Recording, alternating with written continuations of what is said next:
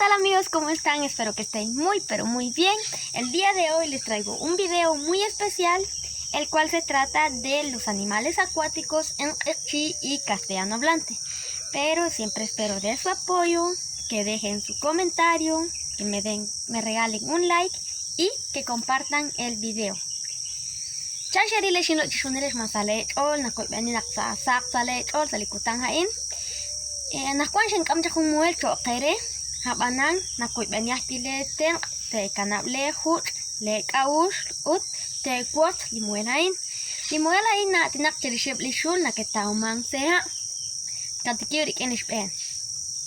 Pescado o pez car. Cangrejo, tap. Tortuga, coq. Camarón, coxl. Sapo, copopo. Rana, amoch.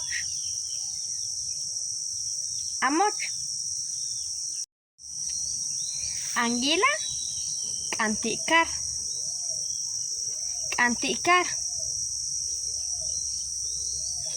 Y por último tenemos al caracol, o sea al jute, que en Q'eqchi sería pur.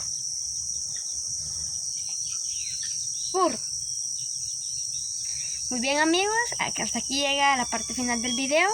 Espero siempre sus comentarios, su like y que compartan el video.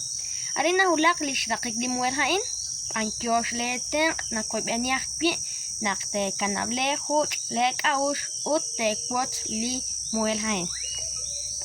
Takiliqi chik sa hun chik chimuel.